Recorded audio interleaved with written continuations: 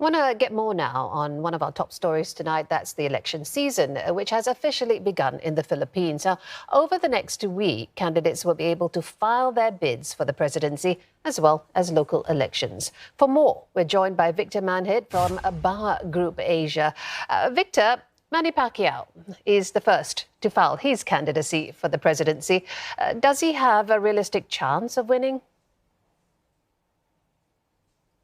He continues to rate well. The only problem is he's always in the number 4, number 5 position in at least 8 candidates. But as candidates get streamed down, we'll see how influential or powerful his brand name is for this election. Yeah, Manny Pacquiao certainly seems very keen to pursue the top office. But at the same time, Sara Duterte continues to top opinion polls. Is this a sign people want more continuity, perhaps? What we are seeing is what is known publicly as what we call it in the Philippines, a long list of possible candidates. But I've seen through some research institutes that follow the same and track some of these candidates. And what we have seen is that the smaller the number of candidates are, the race becomes a very tight race. And Sara Duterte is in a statistical tie with some candidates. Victor, the Philippines was recently named the worst place to be during the pandemic. What would the government have to do next to maybe claw back from that position and also tackle the economic impact of COVID-19? Our problem in the Philippines is we have had a very long lockdown. Our government does not really like to call it a lockdown. They call it in different names. But that has really kept the public from moving.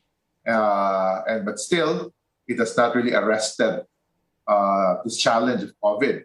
I think we have some shortfall in terms of testing, tracing, and treating some of these COVID patients. And the vaccination program is not as fast as the public would really like to happen. And because of that, what we have is a continuing health crisis that does now have dire economic consequences. And key to that is the lockdown has affected employment of a lot of people. Wages are down, earnings are down, livelihood is down. So you can imagine the hardship of majority of the people in terms of poverty and hunger. Side by side with this is the continuing rise of prices of basic commodities. So it becomes a burden to the lower sector of Philippine society that constitutes a big majority in terms of population. Yeah, times have certainly been very challenging. And as President Duterte's 6-year term, as President Duterte's 6-year term comes to an end, in light of what you were saying just then, Victor, I just want to ask you, what sort of legacy does it leave behind for him? Of course, key to the president's persona and image was his tough position on crime, fighting criminality. The problem is he might be remembered as one that has failed in terms of addressing economic challenges of the greater majority of Filipino people because of a lot of missteps during this COVID crisis.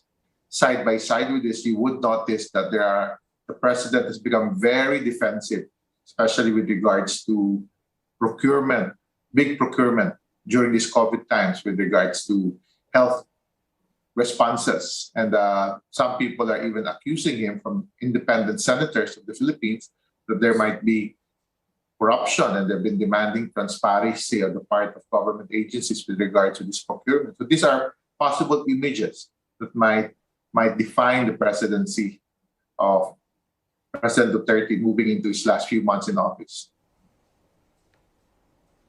Victor, thank you so much for your thoughts this evening. Victor Manhit, Managing Director at the BowerGroupAsia in the Philippines.